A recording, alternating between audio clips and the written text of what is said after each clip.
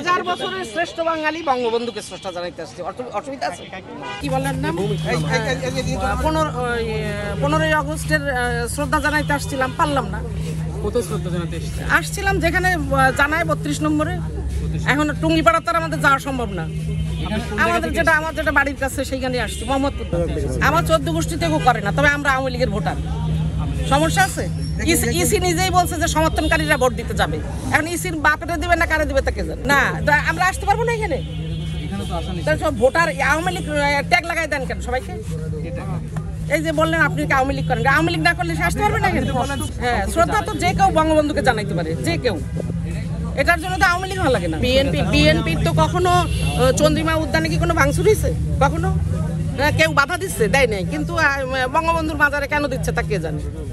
তাতে কি স্বার্থ? মাজার নাই, এটা তার মিউজিয়াম। হ্যাঁ, তার বাড়িটার সবাই শ্রদ্ধা জানাইতে আসে, যেহেতু তার মাজারটা হলো টঙ্গিপাড়ায়। সেটা আমি বললাম যে টঙ্গিপাড়া যাওয়া সম্ভব না দেখে এখানে আসছে মানুষ। তাতে কি হয়েছে? ধুলিসাৎ করে মাটি তো আর চলে যায় নাই, মাটি তো আছে। আমার তো আর অভিজ্ঞতায় সেটা নাই, তবে যতটুকু জানছি তার সম্পর্কে সেই অবশ্যই অনেক বড় এবং বলা হচ্ছে যে সেরা আসে। সেটা যারা বলছে তাদের কাছে শোনেন। আমি নিজে ছবি তুলতে আসছি, ছবিটা তুলি। ব্যক্তিগত মানুষ ছবি তুলে কি করে?